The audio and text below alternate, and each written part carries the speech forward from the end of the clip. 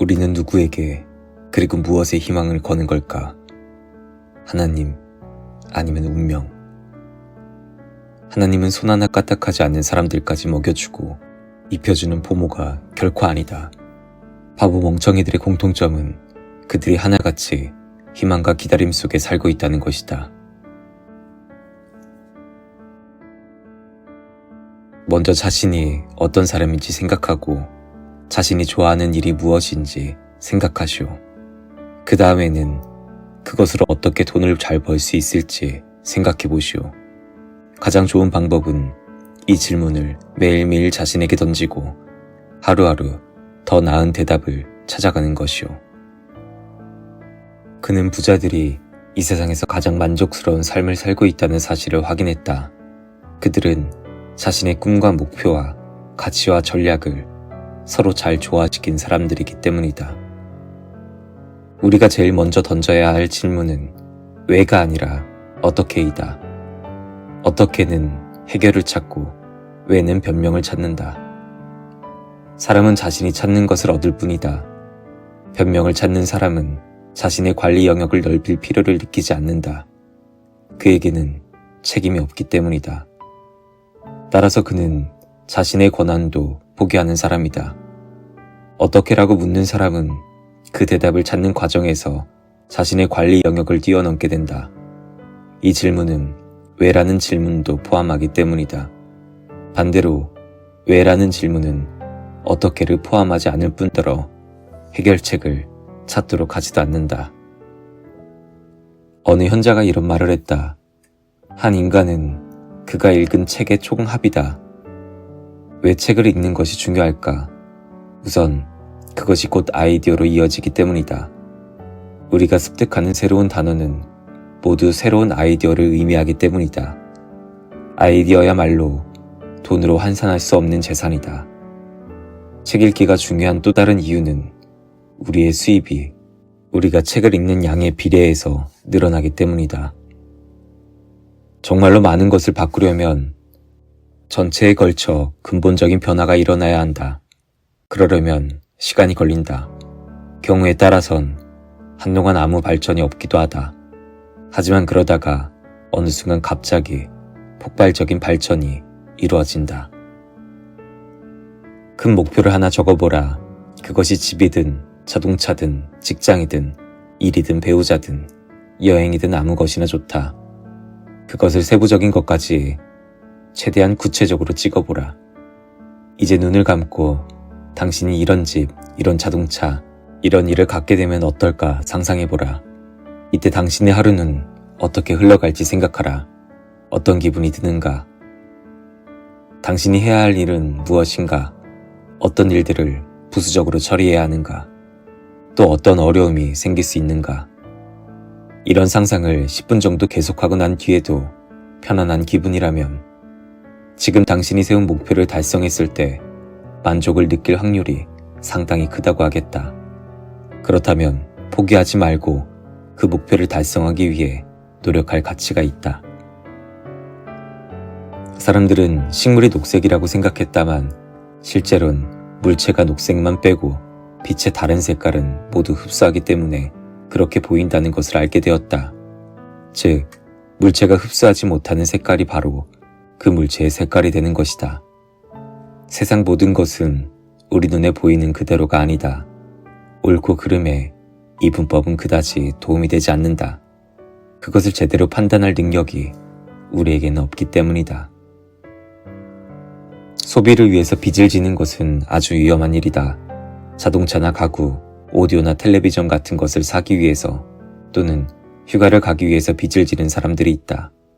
특히 젊은 사람들은 결혼할 때 빚을 내서 가구나 가전제품을 세트로 장만해야 한다고 생각한다. 나는 그들에게 소비하기 위한 빚은 절대 지지 말라고 간곡히 당부하고 싶다. 우리가 원하는 것이 모두 우리에게 필요한 것은 아니다 라는 말을 기억해라. 이렇게 되면 당연히 의문이 생긴다. 도대체 이 사람들은 얼마나 어리석길래 그런 끔찍한 광경을 매일 자기 눈으로 보면서 어떻게 자기 자신을 담보로 빚을 얻어 쓸 수 있었냐는 점이다. 대답은 간단하다. 그것은 우리 인간의 뇌가 당장의 기쁨을 누리고 당장 고통을 피하려 하기 때문이다. 노예로 전락함으로써 미래의 더 큰 고통과 자유의 상실보다 지금 당장이 더 큰 비중을 갖게 되는 것이다. 말하자면 우리의 분석적 이성이 별 소용이 없다는 얘기다. 절대로 자신 없는 태도를 밖으로 드러내지 마라. 자신의 빚에 대한 문제를 절대로 다른 사람에게 말하지 말아라. 당신의 곤란한 처지를 듣게 되면 다른 사람들은 당신에게 도움이 필요한 것으로 해석한다. 하지만 도움은 그것을 필요로 하는 사람에게 오는 것이 아니라 받을 만한 사람에게 온다. 최소 3천만 원 이상의 비자금을 항상 마련해 두어라. 그러면 당신을 압박하는 모든 문제의 80%를 처리할 수 있다. 대개 당신을 압박하는 것은 빚 자체라기보다 수많은 사소한 문제들이다. 이것은 비자금이다. 즉, 이 돈은 부도가 나거나 파산을 했을 때만 사용한다. 평소엔 아예 이 돈을 존재하지 않는 돈이라고 생각하라. 그럼으로써 당신은 언제나 새로 시작할 기회를 잡을 수 있게 된다. 이 3천만 원은 당신이 자신감과 안정감을 얻는데 아주 좋은 역할을 한다. 이것은 당신 자신과 당신 건강, 그리고 당신 가족을 위해 반드시 준비해야 하는 전략이다. 돈이 생겼을 때 절대로 빚 갚는데 50% 이상을 쓰지 말아라. 예를 들어 당신이 200만 원을 벌어 그중 100만 원을 생계비로 쓰고 100만 원의 여유가 생기면 이 가운데 50만 원만 빚 갚는 데 쓰고 나머지 50만 원은 저축해야 한다. 물론 아무도 모르게 해야 한다. 절제는 힘이다. 그리고 절제는 우리 안에 담긴 무한한 능력을 밖으로 끌어낸다. 절제가 없으면 어떤 재능이든 쓸모없이 허비되고 만다. 당신의 힘이 모두 다 소진되지 않도록 적당한 휴식을 취해야 한다. 그러나 돈으로부터 자유로울 때까지는 중단하지 말아라. 멈추어선 기관차를 다시 굴러가게 하는 일보다 더 어려운 일은 없다. 그러나 기관차가 일단 전속력으로 달리기 시작하면 또 그만큼 쉽게 멈추어지지도 않는다. 쉬지 않고 전속력으로 달릴 필요까지는 없다. 그러나 이자만으로 살아갈 수 있을 때까지는 멈추지 말아라. 당신은 이제 자신에게 돈을 지불해야 한다. 누구보다 자신에게 먼저 말이다. 제안을 하나 하겠다. 자기 자신에게 월급을 지불하라. 매달 수입의 10%를 여러 통장에 나누어 저금해라. 이 10%로 당신은 부자가 된다. 나머지 90%는 다른 사람들에게 지불해라. 이 10%는 절대 건드리지 말아라. 이 10%로 당신은 이제 황금알을 낳는 거위를 키우는 것이다. 이 10%로 당신은 더 이상 일할 필요가 없이 이자로만 살아갈 수 있을 만큼 큰 돈을 벌게 된다는 것을 이제 곧 보게 될 것이다. 당신이 시간 여유가 없을수록 또는 짧은 시간 안에 부를 쌓고 싶을수록 더 많은 이자를 받아내야 한다. 당신이 투자를 활용하지 않으면 자본주의는 당신에게 아무런 의미 없는 말장난이 되고 만다. 경제적으로 당신은 석기시대 한가운데 사는 것이나 다름없다. 우리 마음에 들든 안 들든 우리 시스템은 여러 면에서 강자는 더욱 강하게, 약자는 더욱 약하게 만든다.